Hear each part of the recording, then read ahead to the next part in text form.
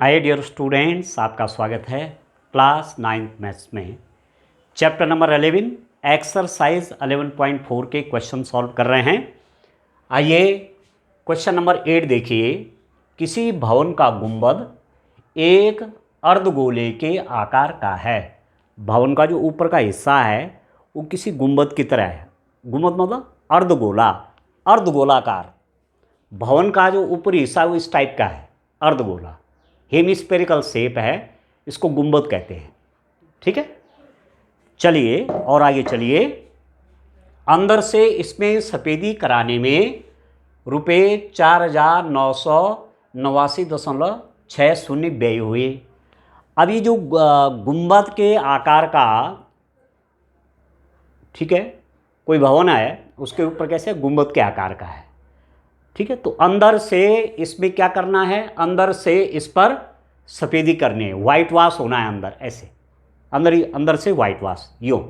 ठीक है, तो कितना खर्चा हो रहा है अंदर से वाइट वॉश कराने का, इतना रुपये व्यय हो रहा है।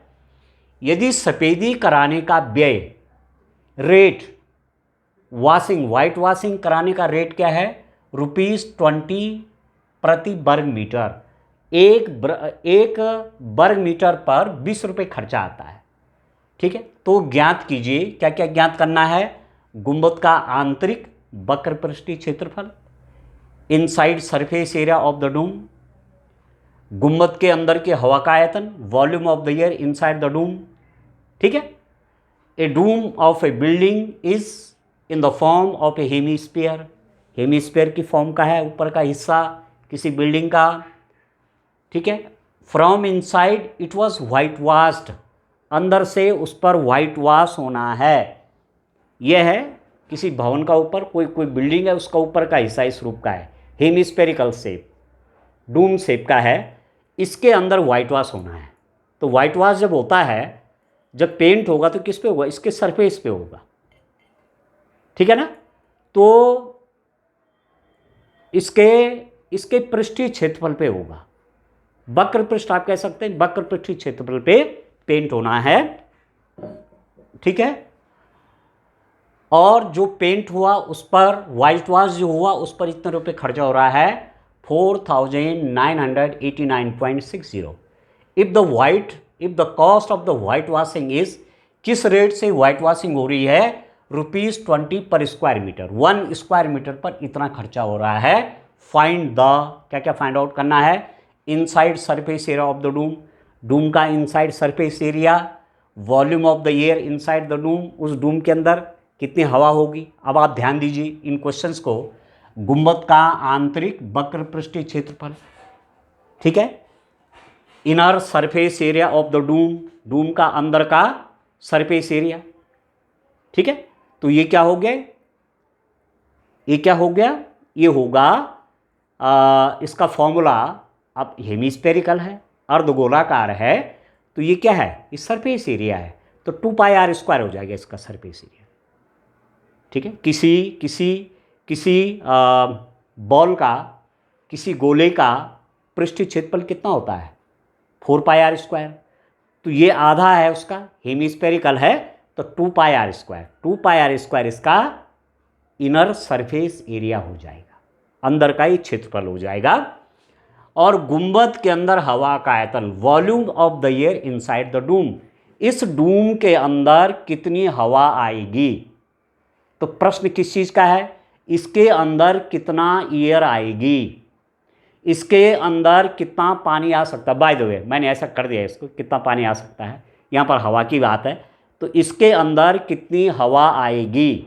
It means this is the question of volume. यह आयतन का प्रश्न है, इसके अंदर का आयतन भी निकालना है।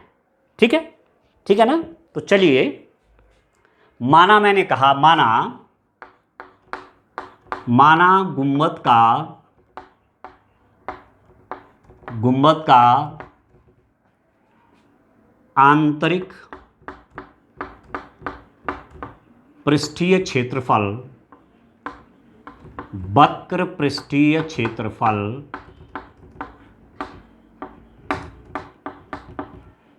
S है, S मान दिया मैंने, S स्क्वायर मीटर है। ठीक है, let the inside surface area, inside surface area of doom कितना है माना, डूम का इनसाइड सरफेस एरिया एस है। अब इस एस सरफेस एरिया पर पेंट होना है, एस स्क्वायर मीटर लिख देता हूं, एस स्क्वायर मीटर है, ये एस वर्ग मीटर है, तो इस पर पेंट होना है, इस एस पर पेंट होना है। मैं आपसे कह रहा हूं ये जो अंदर का एरिया है, ये जो अंदर का एरिया है ये, ठीक है, ये जो अंदर का एरिया है वो कितना है, एस मीटर स्क्वायर हमने माना है। और जो खर्चा हो रहा है 1 मीटर स्क्वायर पर 20 रुपीज़ है, ठीक है, ठीक है। पर मीटर स्क्वायर कॉस्ट क्या है, पर मीटर स्क्वायर 20 रुपीज़ है। Cost of white washing is ₹20 पर स्क्वायर मीटर, 1 स्क्वायर मीटर पर खर्चा 20 रुपीज़ है। आप देखिए 1 मीटर स्क्वायर पर खर्च, या सीधा लिख देते हैं, ठीक है, एस पर खर्च, एस पर खर्च मतलब स्पेंड या cost of white vast, cost of white vast जो एस सरफेस एरिया है उस पर पेंट करना है, तो उस पर कितना खर्चा होगा, ठीक है, उस पर कितना खर्चा होगा वो निकाल लेते हैं। डियर स्टूडेंट कितना हो जाएगा, 1 मीटर स्क्वायर पर 20 रुपीज़ है, तो एस मीटर स्क्वायर पर 1 मीटर स्क्वायर पर 20 रुपीज़ का खर्चा आ रहा है, तो एस मीटर स्क्वायर पर इस पर मल्टीप्लाई हो जाएगा एस इंटू 20। पर मीटर स्क्वायर पर कितनी कॉस्ट है, पर मीटर स्क्वायर वाइट वॉश करने की 20 रुपीज़, तो एस मीटर स्क्वायर पर कितना खर्चा आएगा, एस इंटू 20। ये तो हमारे हिसाब से हुआ, परंतु यहाँ पर दिया हुआ है कि इतना खर्चा हुआ, वाइट वॉश की जो कॉस्ट है वो इतनी है, तो इसका मतलब ये हुआ dear student, this implies that S into 20 is equal to 4989.60। ये दोनों बराबर होंगे, हमारे हिसाब से ये आया, क्वेश्चन में ये है, तो दोनों बराबर हो जाएंगी। तो this implies that S is equal to 4989.60 divided by 20, ठीक है। अरे क्या निकल जाएगा, सरफेस एरिया निकलेगा, ठीक है। अब मैं 20 से इसको डिवाइड कर लेता हूँ, देखो कितना होता है 4989.60, इसमें मैं 20 से डिवाइड कर लेता हूँ। आप देखिए 22 जा 40,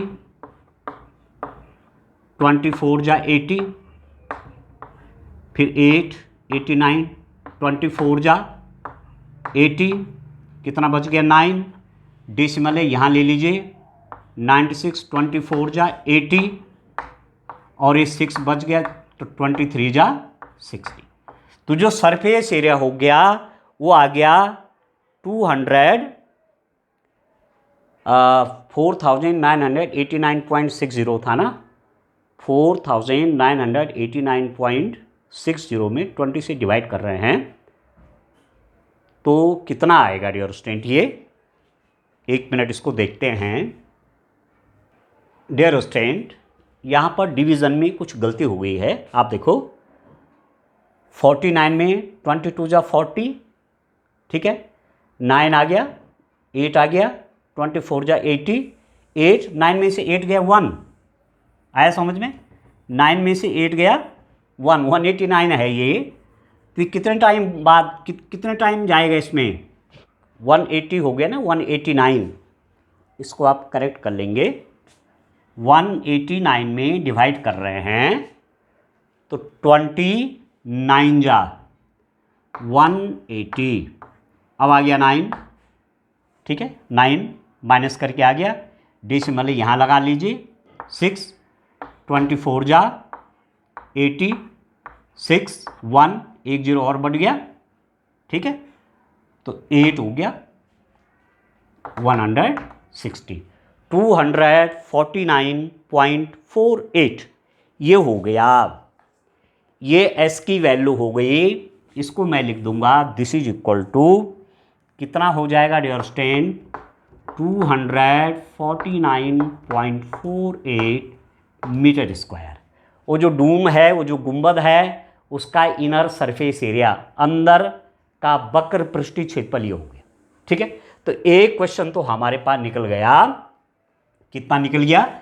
इसका जो फर्स्ट वाला पार्ट है उसका आंसर निकल गया डियर स्टूडेंट, आंतरिक वक्र पृष्ठीय क्षेत्रफल, गुंबद का आंतरिक वक्र पृष्ठीय क्षेत्रफल। ठीक है, inside surface area of doom, inside surface area, inside surface area कितना आ गया? 249.48 मीटर स्क्वायर।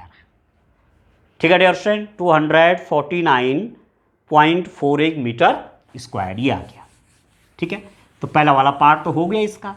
अब इस दूसरे वाले पार्ट में क्या पूछा हुआ है, इसको आप देखिए। दूसरे वाले पार्ट में हमसे पूछा गया है गुंबद के अंदर हवा का आयतन, volume of air inside the dome.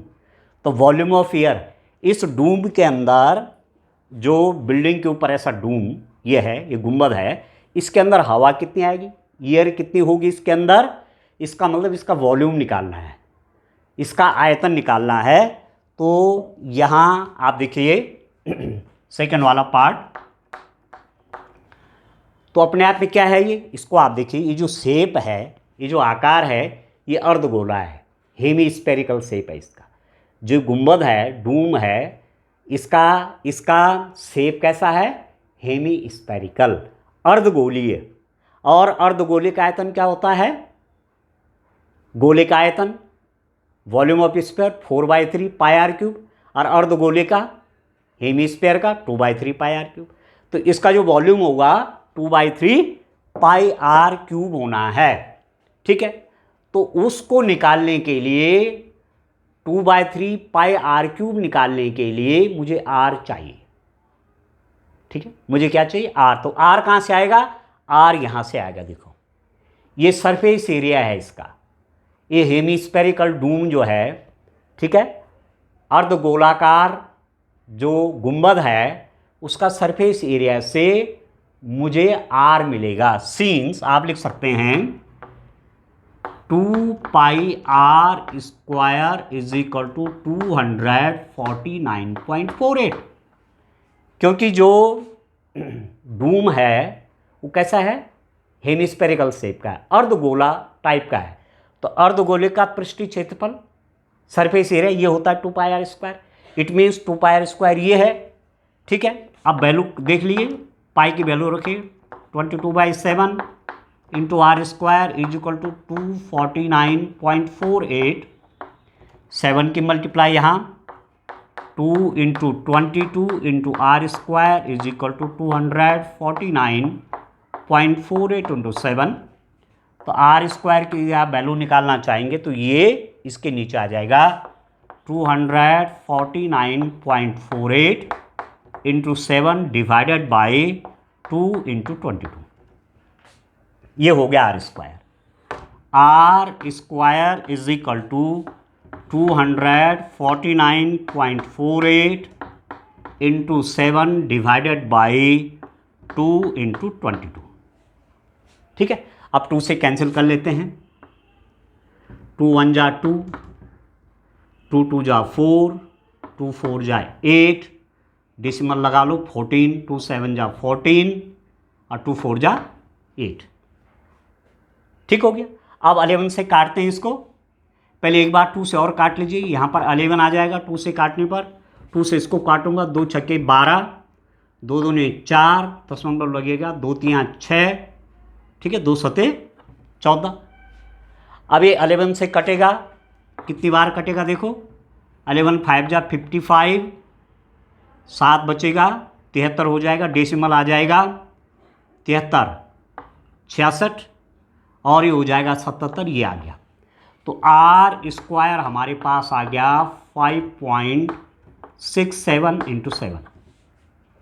ठीक है, तो आर स्क्वायर कितना होगा डियर स्टूडेंट, इन दोनों का मल्टीप्लाई कर देते हैं। 7 सत्ते 49, 4 7 छके 42 और 4 46, 4 7 पंजे 35 और 4 39, डेसिमल यहाँ लग जाएगा। 7 सत्ते 49, 4 7 छके 42 46, 4 7 पंजे 35 और 4 39, ये हो गया आर स्क्वायर। तो आर की वैल्यू कैसे निकलेगी, आर जब निकालेंगे तो इसका स्क्वायर रूट निकल जाएगा 39.69, इसका स्क्वायर रूट निकाल लेते हैं हम। अब देखो डियर स्टूडेंट, इसका स्क्वायर रूट निकालते हैं। यहाँ पर देखिए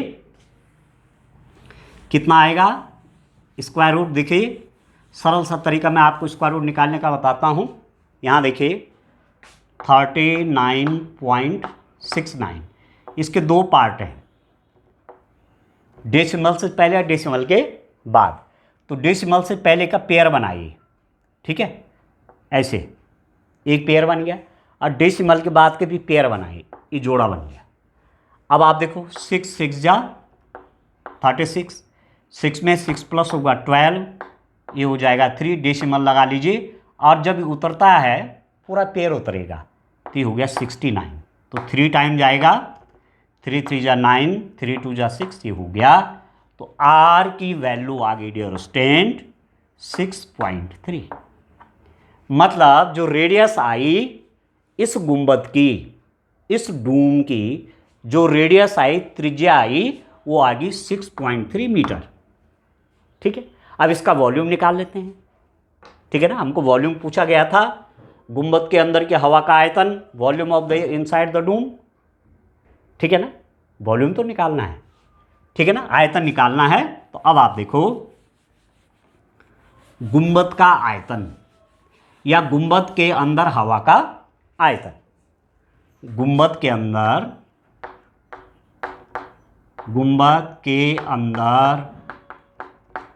हवा का आयतन, वॉल्यूम ऑफ डूम,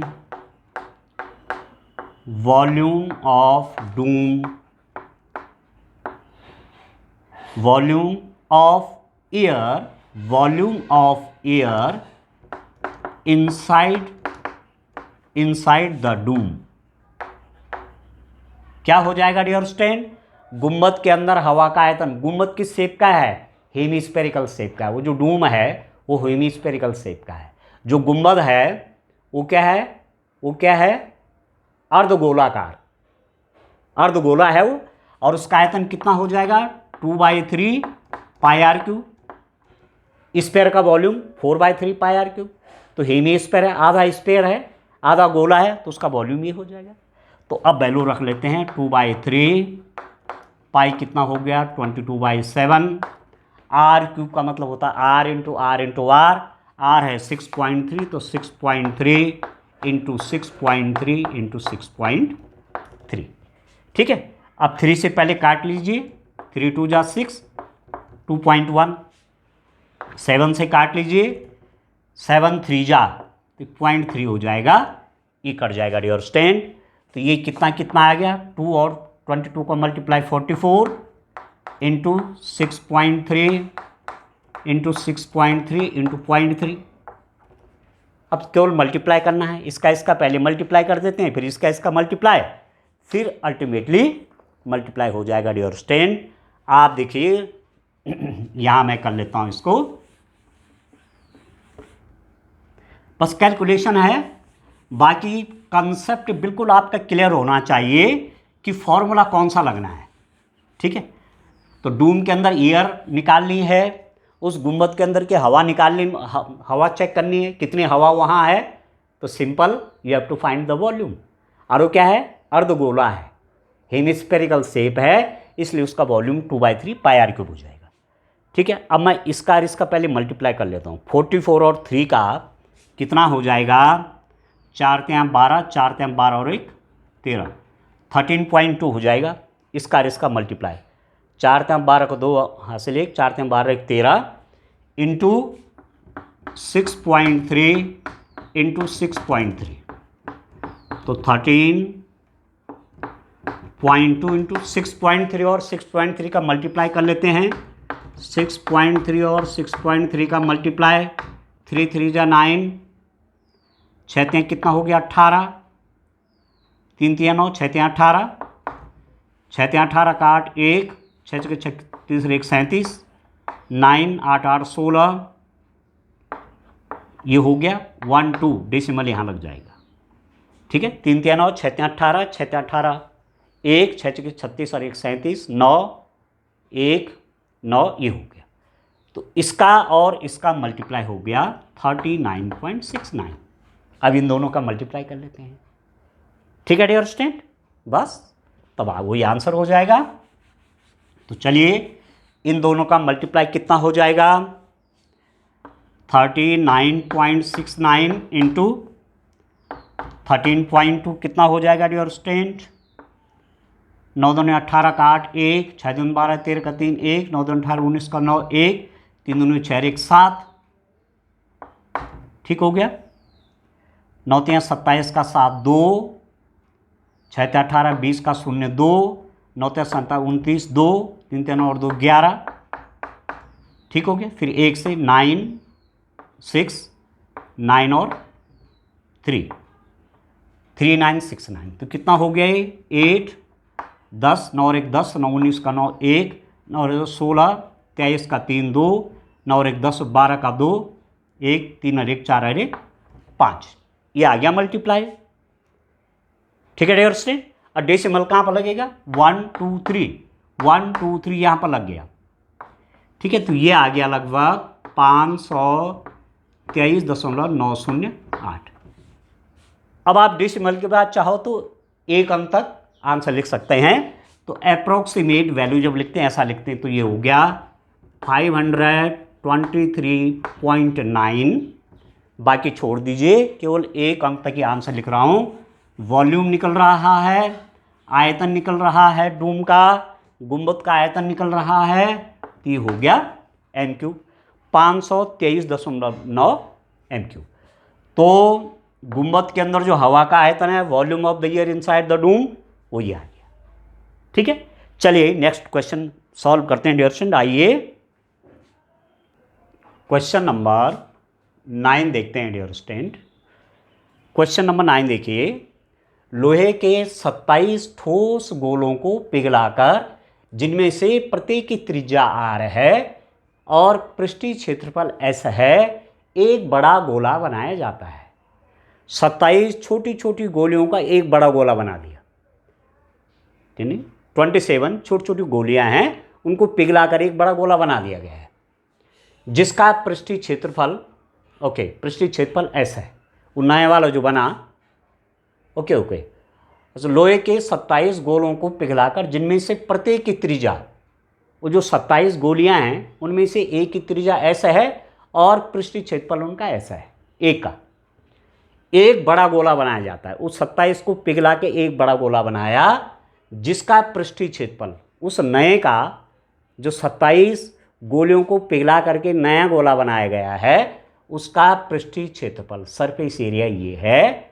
तो ज्ञात कीजिए नए गोले की त्रिज्या, वो बड़ा वाला जो बना उसकी त्रिज्या चाहिए, और s तथा s डैश का अनुपात। ये एक गोली का पृष्ठीय क्षेत्रफल है और एक बड़े गोले का पृष्ठीय क्षेत्रफल है, इसका अनुपात चाहिए। ठीक है, 27 solid iron sphere, each of radius r and surface area s, एक स्पेयर।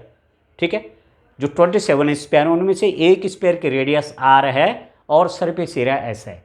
इन 27 स्पेयर्स को मेल्ट किया गया, गलाया गया और एक गोला बनाया गया, एक स्पेयर बनाया गया, जिसका सरफेस एरिया s डैश है, बड़े वाले का गला करके जो बना। Find the radius r dash of the new sphere. ठीक है, न्यू स्पेयर की रेडियस r डैश है, वो निकालना है। s और s डैश का अनुपात, ratio of s and s dash. s क्या है, पुरानी एक गोली का सरफेस एरिया, s डैश क्या है, नया जो गोला बना उसका सरफेस एरिया है, पृष्ठीय क्षेत्रफल है, तो उसमें रेशियो निकालना है। ठीक है, तो क्वेश्चन आप समझ गए होंगे कि छोटी छोटी 27 गोलियां हैं। ठीक है, ऐसी 27 छोटी छोटी गोलियां हैं डियर स्टूडेंट, उनको पिघला करके एक बड़ा गोला बनाया गया है। ठीक है, पिघला करके एक बड़ा गोला बनाया है। ये आया समझ में? ठीक है ना, ये बड़ा गोला बना दिया। ये जो गोलियां हैं ऊपर, ये 27 गोलियां हैं। ठीक है, मैंने क्या कर रखा है, बीच में डैश डैश डैश, मतलब बीच में बाकी गोलियां बीच में। तो ये गोलियां हैं, 27 गोलियां हैं, ये स्पेयर्स हैं अपने आप में। ठीक है, ये गोले हैं अपने आप में, इनको पिघलाया और एक बड़ा गोला बनाया। इसकी रेडियस जो है, रेडियस आर है और सरफेस एरिया एस है। इस गोले की त्रिज्या आर है और पृष्ठीय क्षेत्रफल एस है। ठीक है, एक छोटी गोली, अब पहला वाला पोर्शन करते हैं। देखिए, एक छोटी गोली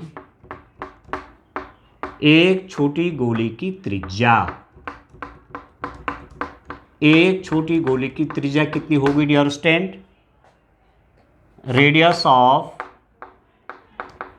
रेडियस ऑफ स्मॉल स्फीयर, छोटी गोली बोल रहा हूं मैं उसको, वो कितना है? आर है। तो उसका आयतन कितना हो जाएगा? उसका वॉल्यूम कितना हो जाएगा? जिसकी त्रिज्या रेडियस आर है, उसका वॉल्यूम हो जाएगा 4/3 पाई आर क्यूब।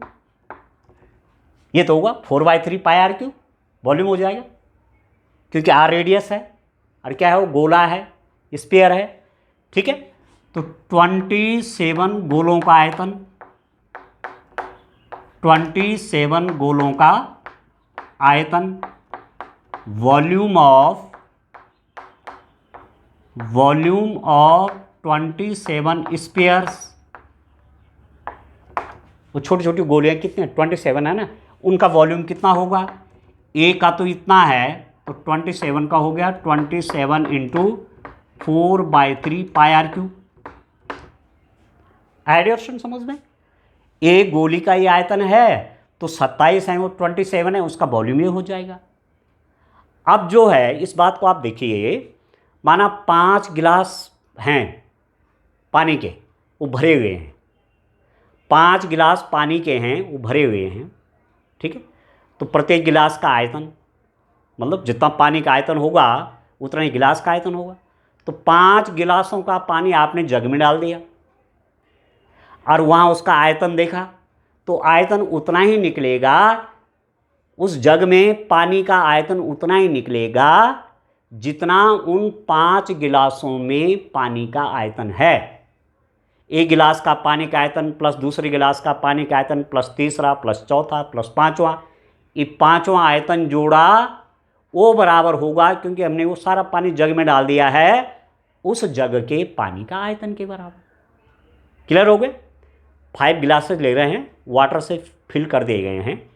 ठीक है, और माना हम कह रहे हैं उनका वॉल्यूम सेम है, तो 5 गिलास का पानी किसी जग में पोर कर दिया गया है, उनमें डाल दिया गया है।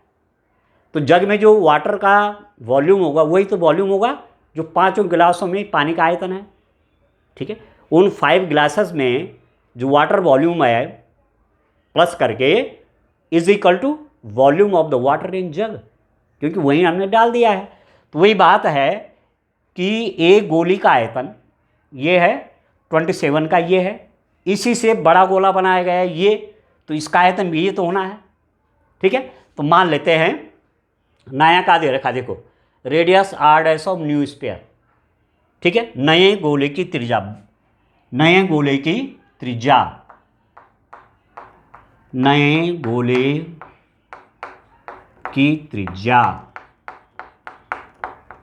रेडियस ऑफ न्यू स्फीयर कितना है डियर स्टूडेंट? ये है आर डैश, न्यू स्फीयर का रेडियस ये है। ठीक है, तो न्यू स्फीयर का वॉल्यूम कितना हो गया, नए गोले का आयतन कितना हो गया, नए गोले का आयतन volume volume of new sphere, इसको निकाल देते हैं dear student. Volume of new sphere कैसा हो जाएगा, 4/3 पाई आर डैश क्यूब। नए गोले की त्रिज्या आर डैश है तो 4/3 पाई आर क्यूब हो गया, इसका वॉल्यूम ये हो गया। ठीक है, इन सबके वॉल्यूम को प्लस कर दिया तो ये निकला, और इन सबके वॉल्यूम से ये बना हुआ है, इन सबके आयतन से ये बना हुआ है, तो ये बराबर ये होगा कि नहीं होगा। सब गोलियों को पिघला करके 27 गोलियों को पिघला करके एक बड़ा स्फीयर बना दिया है, एक बड़ा गोला बना दिया है, तो इन सब का volume is equal to this, इसका मतलब this is equal to this. ठीक है, तो दिस इंप्लाइज दैट मैं क्या लिख सकता हूं, 4/3 pi r dash cube is equal to 27 into 4/3 pi r cube. समझ गए आप, इन्हीं 27 गोलों से ये बड़ा गोला बना हुआ है जिसका आयतन ये है, तो ये दोनों आयतन आपस में सेम हो जाएंगे। 4/3 पाई को तो काट दीजिए, तो मेरे पास क्या बचेगा, यहां पर लिख लेता हूं डियर स्टूडेंट। यहां देखिए आप, दिस इज इक्वल टू कितना हो गया, r dash cube is equal to 27 r cube. ठीक है, अब यदि आप आर डैश की वैल्यू निकालना चाहते हैं तो इसका घनमूल लिया जाता है, इसका घनमूल लेते हैं, क्यूब रूट। ठीक है, r dash cube is equal to this, तो आर डैश करना है तो उसका क्या लेना, घनमूल, इसका क्यूब रूट लेना है।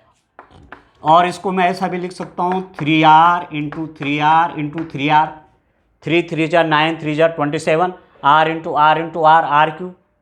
तो क्यूब रूट हो जाएगा, घनमूल का चिन्ह है, सिंबल ऑफ क्यूब रूट यहाँ 3 लिखना पड़ेगा, तब जाके माना जाएगा ये क्यूब रूट, घनमूल तब माना जाएगा। ठीक है, तो 3r into 3r into 3r, तो this is equal to dear student, जब घनमूल निकाला जाता है, क्यूब रूट निकाला जाता है, तो 3 में से 1 लिया जाता है, तो ये हो जाएगा 3r। ठीक है, जैसे कहीं पर लिखा है क्यूब रूट घनमूल 2 गुणा 2 गुणा 2, तो आप लिख देंगे 2, तो वही 3r into 3r into 3r में एक 3r आ गया। तो यहां जो पहले था नए गोले की त्रिज्या, वो निकल गई 3r। ठीक हो गया, तो पहला वाला पार्ट निकल गया आपका। यहां मैं लिख देता हूं, फर्स्ट वाला जो पार्ट है, नए गोले की त्रिज्या, नए गोले की त्रिज्या, रेडियस ऑफ न्यू स्फीयर, जो न्यू स्फीयर बना उसकी रेडियस r डैश थी, वो बराबर हो गया 3r के बराबर, ये निकल गया 3r के बराबर होगा। मतलब जो ये जो है ना छोटी छोटी गोलियां, जिसमें एक रेडियस क्या r है, उसका 3 टाइम करेंगे तो बड़े वाले का निकलेगा। ठीक है, चलिए एक पोर्शन तो इसका हो गया। अब दूसरा पोर्शन क्या है डियर स्टूडेंट, उसको देखते हैं। देखिए दूसरे पोर्शन में इसका क्या करना है, आप देखिए S और S डैश का आयतन, सेकंड वाला पार्ट देखिए,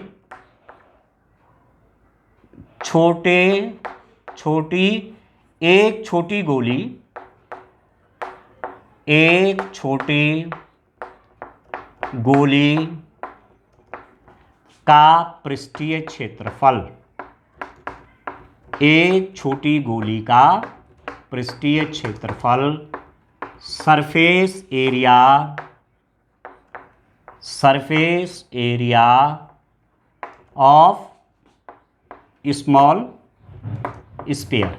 स्मॉल बोल रहा हूं मैं, जो पहली वाली जो है ना 27 छोटी छोटी थी, उसमें एक का पृष्ठीय क्षेत्रफल कितना, S।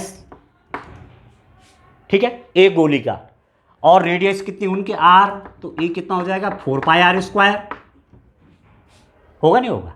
ठीक है, S कितना हो जाएगा 4πr², क्योंकि जो छोटी गोली है उसकी रेडियस R है, तो उसका पृष्ठीय क्षेत्रफल उसका surface area S is equal to 4πr², ये तो फॉर्मूला है। अच्छा फिर देखिए नए गोले का आयतन, नए गोले का पृष्ठीय क्षेत्रफल, ध्यान दीजिए डियर स्टूडेंट, नए गोले का पृष्ठीय क्षेत्रफल सरफेस एरिया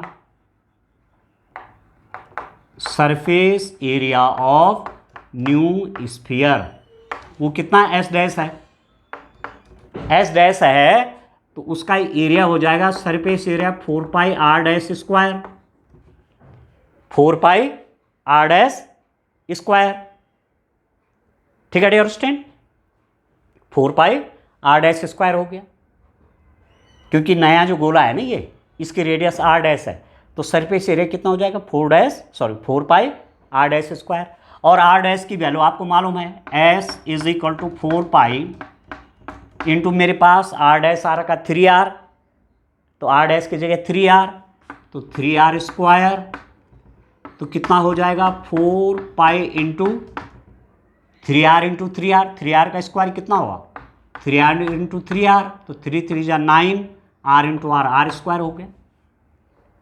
ये s डैश नया वाला, ठीक है।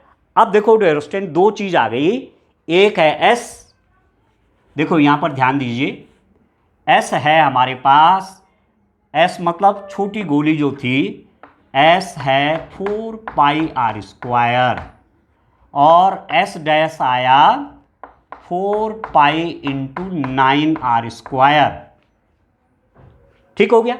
अब इनका चाहिए रेशियो, s और s डैश का अनुपात चाहिए बस। तो जो क्वेश्चन जिस रूप में पूछा हुआ है उस रूप में आंसर निकाल लेते हैं, ठीक है। देखिए आप देखिए ध्यान से, सेकंड वाला पार्ट इसका देखिए, s और s डैश का अनुपात, ratio of s and s dash, s और s डैश का रेशियो निकालिए। कैसे निकलता है, s बाई s डैश कर लीजिए, ऐसे निकलेगा रेशियो, और s की वैल्यू कितनी है 4πr², और s डैश कितना है 4π इंटू 9r², 4π से 4π कैंसिल हो गया, r² से r² कैंसिल हो गया, तो ये हो गया 1/9, ठीक है। यहाँ एक बच गया, 4πr² से 4πr² कट गया, या 1 बच गया, 9 बच गया। आपको रेशियो चाहिए तो ये हो गया 1:9, अनुपात के रूप में लिखेंगे तो 1:9 आ जाएगा। 1/9 का मतलब क्या हुआ 1:9, ठीक है। तो चलिए नेक्स्ट क्वेश्चन देखिए इसका, इस एक्सरसाइज का डियर स्टूडेंट, क्वेश्चन नंबर 10 देखिए डियर स्टूडेंट। दवाई का एक कैप्सूल 3.5 मिलीमीटर व्यास का एक गोला या गोली है। इस कैप्सूल को भरने के लिए कितनी दवाई मिलीमीटर क्यूब की आवश्यकता होगी। A capsule of medicine is in the shape of a sphere of diameter 3.5 millimetre. How much medicine in millimetre cube is needed to fill this capsule. Capsule है दवाई का, उसका आकार कैसा है स्फीयर की तरह, गोले की तरह है वो, उसके अंदर दवाई भरी हुई है। अब कितनी दवाई कैप्सूल के अंदर आएगी उसका आयतन चाहिए, ठीक है। इट मीन्स क्वेश्चन किससे रिलेटेड है, वॉल्यूम। जितना गोली का आयतन होगा उतना ही उसके अंदर दवाई आएगी, ठीक है। तो कैप्सूल का आयतन मतलब दवाई का आयतन, उस कैप्सूल के अंदर कितनी दवाई आएगी जितना उस कैप्सूल का आयतन होगा। और कैप्सूल किस आकार का है, गोली के आकार का है, गोले के आकार का है, स्फीयर का आकार का है, और स्फीयर का आयतन कितना होता है 4/3 πr³ होता है, ठीक है। तो 4/3 πr³ निकालना है, ठीक है डियर स्टूडेंट। वो जो कैप्सूल है वो किसकी शेप का है, स्फीयर की शेप का है।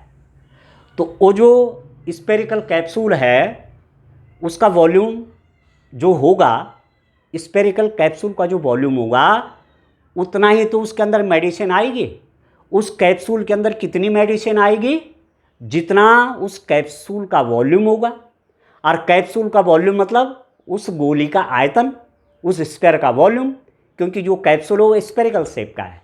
तो सीधी सीधी बात है कि जो स्फेरिकल कैप्सूल है उसका वॉल्यूम निकालना है, उसका प्रश्न है।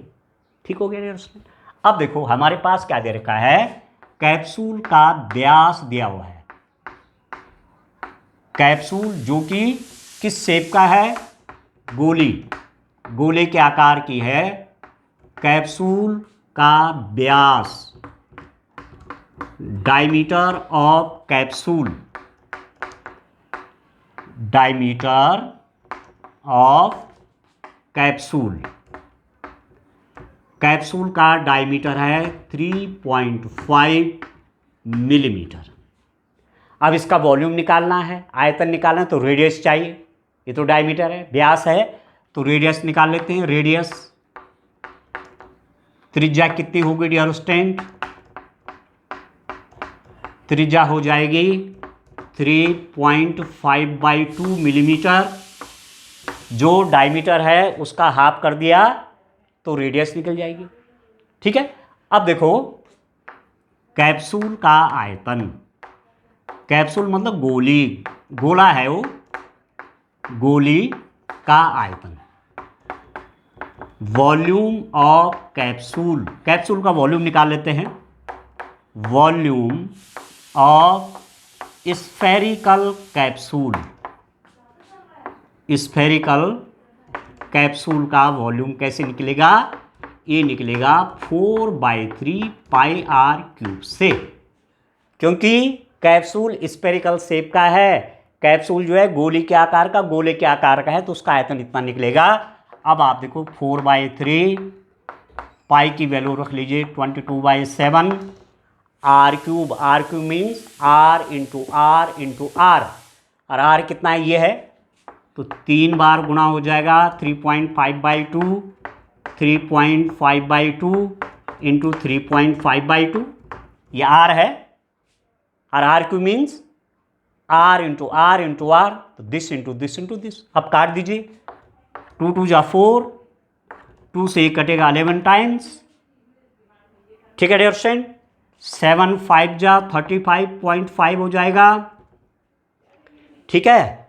अब देखो इसके और इसकी मल्टीप्लाई कर लेते हैं, कितना हो गया ये? 11 इंटू 5, तो 5.5 इंटू 3.5 इंटू 3.5 डिवाइडेड बाई 3। ठीक है डियर स्टूडेंट। 11 इंटू 5 क्या हो गया? 5.5, 3.5 इंटू 3.5 लिख दिया बाई 3। अब मल्टीप्लाई कर लेते हैं 3.5 और 3.5 को। यहाँ पर देखिए आप, कितना हो जाएगा? 3.5 और 3.5 का मल्टीप्लाई कर देते हैं। 5 3 15, 5 3 सॉरी 5 5 25 का 5 2, 5 3 15 2 17, 5 3 15 का 5 1, 3 3 और 1 10, 5 7 5 12, 2 1 हो गया। डेसिमल के बाद 1 2, 1 2 ये हो गया। 5 5 25 का 5 2, 5 3 15 2 17, एक स्पेस छोड़ देंगे। 5 3 15 का 5 1, 3 3 और 1 10, तो 5 12 2 ये हो गया। आया समझ में? 5 12 2 ये हो गया। इसका और इसका मल्टीप्लाई, तो मेरे पास कितना हो गया? 5.5 इंटू इसका और इसका मल्टीप्लाई हो गया 12.25 डिवाइडेड बाई 3। अब इन दोनों का मल्टीप्लाई कर लेते हैं। ठीक है, इन दोनों का मल्टीप्लाई कर लेते हैं। तो चलिए मल्टीप्लाई करके यहाँ लिख देते हैं डियर स्टूडेंट। यहाँ पर मल्टीप्लाई कर लेता हूँ। मल्टीप्लाई बिल्कुल भी कैलकुलेटर मोबाइल से नहीं करेंगे, आप खुद मल्टीप्लाई की प्रैक्टिस करिए। ठीक है, एग्ज़ाम में आसानी हो जाएगी। 5 5 25, 2 5 10 12 का 2 1, 5 10 11 का 1 1, 5 5 और 1 6, 5 5 25 का 5 2, 5 10 12 का 2 1, 5 10 11 का 1 1, 5 5 और 1 6, तो 5 7 3 7 6। ठीक है, ठीक है डियर स्टूडेंट, ये हो गया अब डेसिमल कहाँ पर लगेगा आप देखो, 1 2 3, 1 2 3 यहाँ पर लगेगा। ठीक है, ये मैंने ठीक किया, 6125, हाँ ठीक है, ये हो गया। तो ये आपके पास आ गया 67.375/3। अब डिवाइड कर लेते हैं। ठीक है, 67.375 में 3 से डिवाइड कर लेते हैं, कितना आएगा आप देखिए। 375 में मैंने 3 से डिवाइड किया, 3 2 जा 6, 7 आ गया, 3 2 जा 6, 1 डेसिमल ले जाए ऊपर, 3 उतार दीजिए, 3 चौके 12, 1 आएगा 7, 3 पंजे 15, 2 आएगा 25, 3 अठे 24। ठीक है, 22.458 ये हो गया। This is equal to 22.458। अब इसको 2 अंकों तक यदि आप रखना चाहते हैं तो ये जो 8 है, ठीक है, 5 से बड़ा है, इसको हटा दीजिए और इसमें 1 बढ़ा दीजिए, तो ये होता है अप्रॉक्सीमेट वैल्यू 22.46 आ जाएगा डियर स्टूडेंट। देखो मैं इस अंक को हटा रहा हूँ, तो ये 5 से बड़ा है, 5 से बड़ा है, तो इसको हटा दीजिए और इसमें इससे पहले वाले अंक में 1 बढ़ा दीजिए, तो ये हो गया 22.46 मिलीमीटर क्यूब। ठीक है, तो वो जो गोला था, ठीक है, वो जो दवाई की गोली थी, दवाई का गोला था, उसका आयतन, वो जो कैप्सूल है उसका आयतन इतना आ गया। तो क्वेश्चन पूछा गया है हमारे पास, क्या है क्वेश्चन पूछा गया, कैप्सूल को भरने के लिए कितनी दवाई की आवश्यकता होगी। कैप्सूल को भरने के लिए, कैप्सूल को भरने के लिए कितनी दवाई चाहिए, इतनी 22.46 मिलीमीटर क्यूब दवाई चाहिए, दवाई की आवश्यकता होगी। ठीक हो गया, बस ऐसे करना था। Medicine is needed to fill the capsule is 22.46 millimetre cube. ठीक है डियर स्टूडेंट, तो ये निकल गया, ये आपको इस रूप में आंसर चाहिए था। ठीक है, तो विधिवत आपने पृष्ठीय क्षेत्रफल और आयतन, सरफेस एरिया एंड वॉल्यूम की सारी क्वेश्चन की बहुत आराम से समझ के। अब आप बढ़िया प्रैक्टिस करिए, अच्छे से समझिए और इस पर अपनी मास्टरी करिए। ठीक है, थैंक यू।